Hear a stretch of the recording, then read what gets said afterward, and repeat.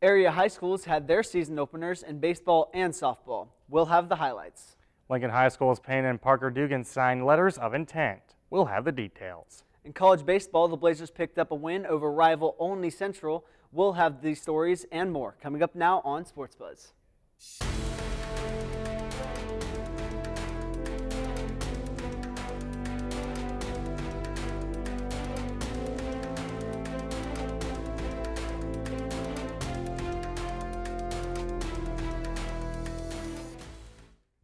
Welcome to Sports Buzz. I'm Timmy Hill. And I'm Dalton Ewer. High school spring sports are upon us, and this week, baseball and softball openers took place around the area. It was a tough first game for the Lincoln baseball team as the Southridge Raiders scored all three of their runs in the fourth inning and held off the Alice's 3-1 on Tuesday at Hill Field. Drew Hambrick had Lincoln's only RBI when he was hit by a pitch with the bases loaded in the sixth. Scoring Brayton McCreary, Caden McCreary led the Alice's offense with 2 points. Lincoln will be back in action tomorrow as they host the McDonald's Double Play Tournament at Hill Field. Friday, the Alice's take on Olney at 5:30, followed by DeKalb at 7:30. Saturday's opponents are Aldenburg Academy and Martinsville. The South Knox Spartans went 1-1 in their opening week of baseball Wednesday at Sullivan. South Knox rallied from a 6-2 fourth inning deficit for 10 unanswered runs and held off the Golden Arrows 12-7 for their first win of the season. Dylan Mater pitched 6 innings in relief for South Knox, allowing only 4 hits and 1 run to get the win, while Caden McKinney led the offense with 3 RBIs and a triple. The Spartans had a tough opener Tuesday night as they fell to North Posey 5-4. Zach Allen brought in 2 runs with a double, while Jeffrey Smith had 3 singles, and Trey Holland had 2 for the Spartans. South Knox lost despite out-hitting the Vikings 9-3, but their downfall was stranding 13 base runners. The Spartans will host Owen Valley tomorrow. Revay gets their season underway tonight when they host Princeton at 6. The Tigers opened up their season on Tuesday at Mount Carmel. They came away with 3-2 win over the Aces. Elsewhere, North Knox will play their first game of the season at Sullivan this evening. That game is slated to start at 5:30. Lincoln softball opened its season this week with a win and a loss. Last night, Sullivan's Jalen Hobbs pitched a shutout, allowing only 1 hit, then hit her own home run in the bottom of the 5th as the Golden Arrows routed the Alice's 9-0. Kari McCrary led Lincoln's only hit of the game, going 1 for 3. Brady Turpin took the loss on the mound, allowing 8 hits, but 6 of Sullivan's 9 runs were unearned. Tuesday, the Alice's won a high-scoring affair in Bicknell as they outdueled North Knox 18-12.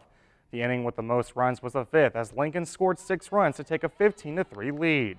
But North Knox responded with 5 runs to cut the Alice's lead to 15-8. Allison Beckhart had 2 hits and 3 RBIs. Grace Archer had added 3 hits, 2 doubles, and 1 RBI. And Amaya Woodall had 2 hits and 3 RBIs. The Warriors were paced by Haley Pallmeyer and Bailey McClure. Pallmeyer had a triple and 2 RBIs, while McClure had a double and an RBI. Lincoln has a county showdown South Knox this evening. That game was originally scheduled for tomorrow, but due to the possibility of bad weather in the area, it has been moved up. North Knox is back in action also this evening as they travel to Bloomington South. Class 3A 9th-ranked Pike Central proved to be too much for South Knox as the Chargers opened the season with a 5-0 win over the Spartans. Madeline Ashley had 2 of the 4 South Knox hits. Allie Sims picked up the loss for the Spartans, allowing 4 earned runs on 6 hits. Lexi Onyet led Pike Central with a home run, a double, and 3 RBIs, while Chargers pitcher Chloe Williams struck out 12 South Knox hitters.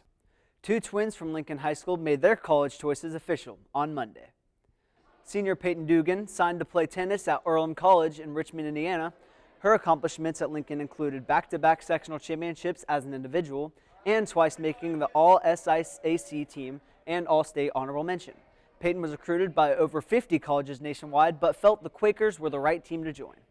The coach reached out to me, and it was one of the closest offers that I got to home, about 3 hours away. And then I went to the campus, and it was super nice. Everybody was super inviting. I got along with the team really well, and I'm really excited. Earlham competes in the NCAA Division III athletics and the Heartland Collegiate Athletic Conference, which also includes Rose-Hulman, Franklin, and Anderson. Later on Monday, twin brother Parker Dugan confirmed his decision to join the esports team at the Indiana Institute of Technology in Fort Wayne. Esports involves competitive video gaming with franchises such as Madden NFL, Super Smash Bros., and Parker's favorite, Overwatch. Indiana Tech officially began recognizing esports as a part of its athletic department in 2021-2022 school year. Parker reached a top 500 ranking as a tank in Overwatch, and with hard work and persistence, his dream of getting a college scholarship through video games became a reality. Originally, I went to Sullivan my freshman year, and the esports teacher there was also a computer science teacher, which I'm interested in, and he got me involved with the CSGO team there, and that kind of started me on the track. But I had already been playing Overwatch for a little while. I wasn't near as good then, but then I transferred over to Lincoln my sophomore year and really started getting into Overwatch more, got a team settled here, and started to just take off from there. Both siblings signed on the same day and were joined by teammates and present and future coaches. The two twins both felt it was a special to share each other's signing day. Oh, it's really cool, yeah. My brother and I have always been really close, so it's really cool to get to do both of our signings at the same time. It's absolutely amazing. I couldn't ask for anyone better to sign with. Peyton will participate in the pre-med program at Earlham, while Parker will study software engineering.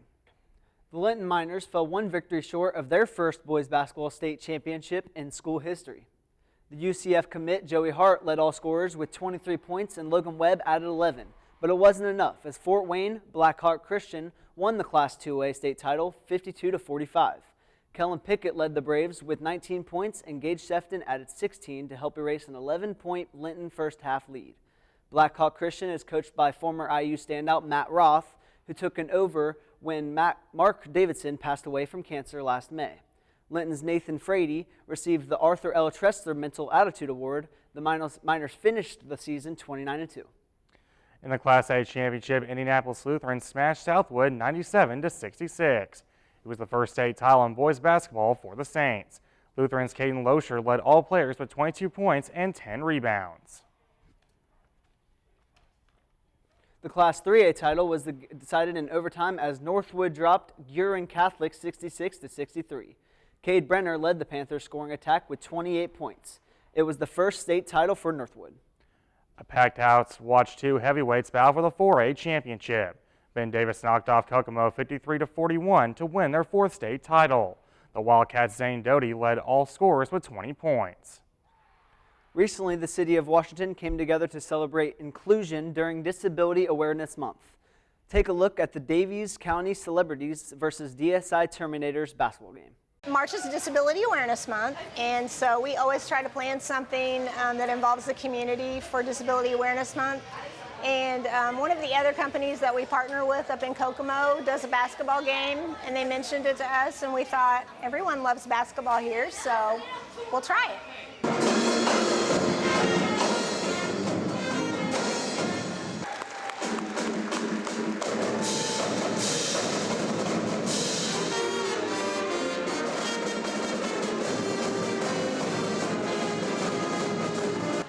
Initially, the goal was just awareness. Like, we just wanted to do it to make people aware of who we are, what we do, the people that we work with. And then it kind of snowballed into something else.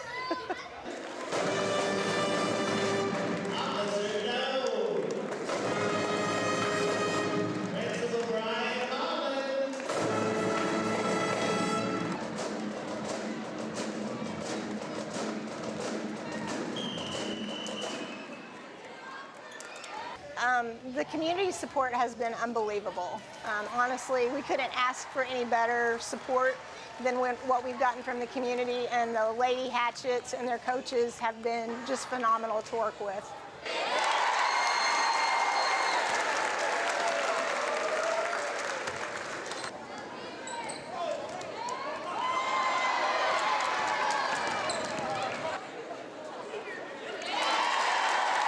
The money that we are raising with this event will be used to build an outdoor basketball court at our day program for our clients to use because they're getting ready to start a Special Olympics team.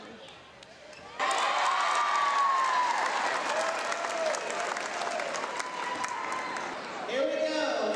3, 2, 1, check it out! Do you think this will become a yearly event? We've already talked about it, so yes. Perfect. Definitely.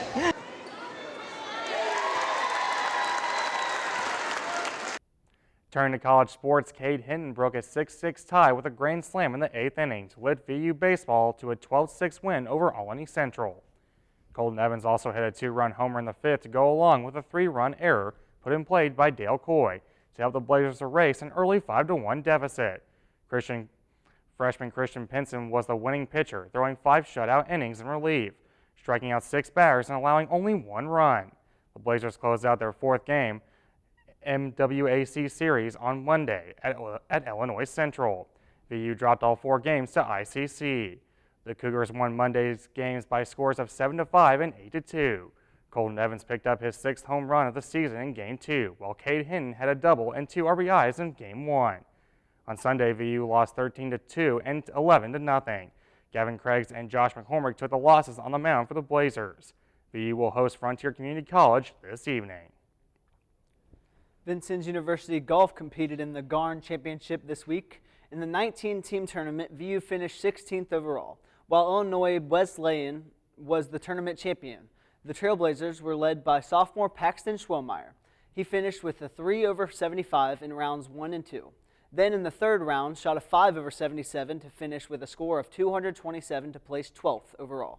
The Trailblazers continue their season on Monday when they travel to Bloomington to take part in the Region 24 Spring Preview. Following a solid indoor season in which the Blazers produced both a national champ and a 3rd-place finisher in the pole vault and many personal bests, the VU men's and women's track teams have transitioned to the outdoor season. Last Friday, Ian Bolt and Ernest Momadu came in 7th and 9th place in the 10K at the Indiana Westland Polar Bear Invite. Both qualified for outdoor nationals. Then on Saturday, both teams had a solid day at the EIU Big Blue Invitational Saturday, as Destroy Jordan took 1st place in the 400-meter race, and Isaac Sanford placed 2nd in the 800 meters, followed by Matthew Keatoney in 6th and Trent Faulkner in 7th. On the women's side, Georgia Finot came in 7th in the javelin throw and qualified for outdoor nationals. And in pole vault, Yasnera dos Santos Vera came in 9th. As the track athletes transition from the indoor to the outdoor season, goals, hopes, and expectations remain high.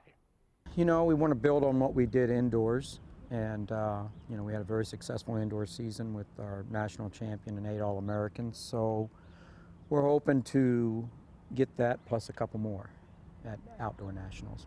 So the indoor track season went really well. We came away with 2 All-Americans for the distance side, so we got those in the 4x8 relay and the distance medley relay.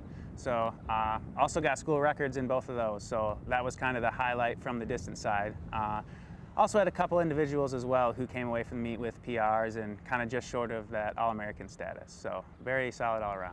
Well, I expect a lot since we just put down a lot during our indoor season. We're getting ready to start our outdoor season, and we did a lot of good things in indoor, so I only expect us to get better and do even greater things. The men's and women's teams head to Terre Haute this Saturday for the ISU Pacesetter Sports Invitational. And that's all for this edition of Sports Buzz. For everyone here at Vincennes University Broadcasting, I'm Timmy Hill. And I'm Dalton Muir. Join us again next week.